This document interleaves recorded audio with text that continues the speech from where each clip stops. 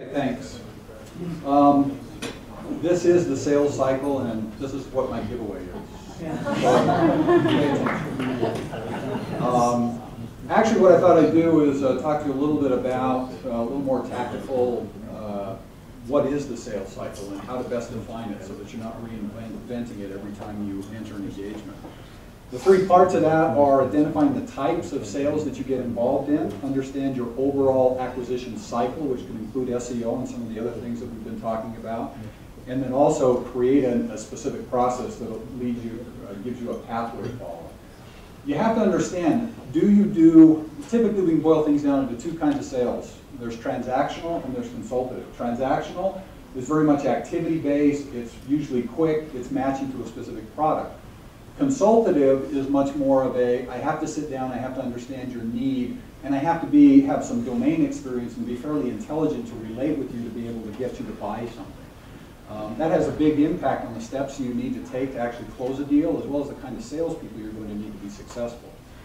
After you know that, then you have to look at everything within your retention cycle. Everything from what marketing am I doing, how am I generating leads, how am I qualifying them, and then what is my specific sales cycle. But then it also has to do with, just because I'm not actually engaged in actively selling to somebody, there is the task that needs to be created where I'm just churning through and maintaining a relationship so that I have future potential with sales or with leads that I've developed. And then you have to kind of build the workflow between all of these different objects. So you know what's a hot lead, what's a cold lead, what am I going to do if it's cold, who do I give it to if it's hot, what are the steps I'm going to go through once I decide that I have a hot lead and I should be actively engaged in trying to sell. And then as important as anything else is, once you've sold something to somebody, well then there's the management cycle of a customer so that you can upsell, you can cross-sell, and you can resell something else, because there's nothing easier to do than sell to somebody who already likes you enough to have bought something in the first place. So all of this needs to tie together. What I thought I'd do is I'd walk you through, here's a specific sales cycle that we developed in a fairly considered sale, consultative sales practice. And again, it just shows that there are multiple steps that are designed to help you not waste your time with things that aren't going to give you a payback. The first one is just qualify somebody. Know what is the title of the person you're talking to, how much money do they have to spend, have they made a decision to actually make an acquisition or purchase something from you, and do they know what their decision process is going to be internally. If they don't know that, well then they're not qualified. Next you have to then sit down and be able to talk to them very specifically, see them eye to eye, and develop a vision that you can share. And what that means is, just understand by going through a script, make sure that this truly is somebody where my product is going to address the pains that they have in their organization. Once you've done that, well then you have to fulfill that vision.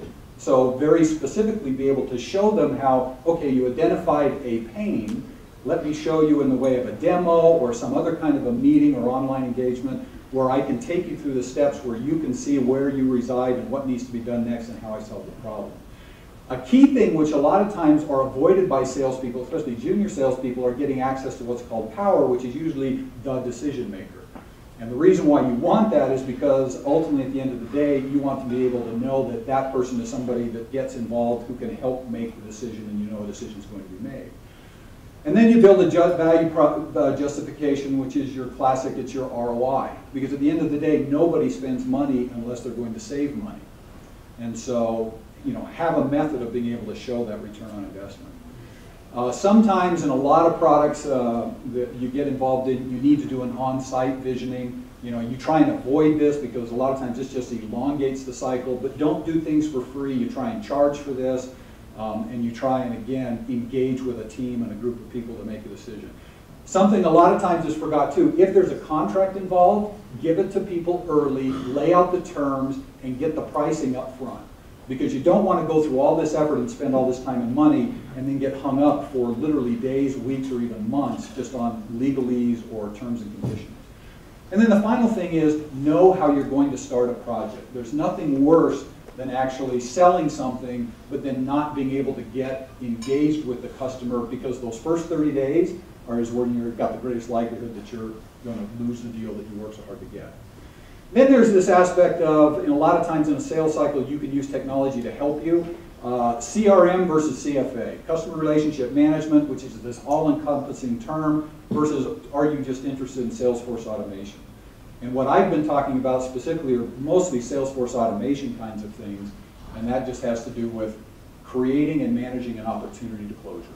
And Salesforce.com is a classic example. They say they're CRM, but in reality, they're very much focused on being Salesforce automation oriented. And so this is all about the customer's always right unless you manage them correctly and you can negotiate something better for yourself. So that's it.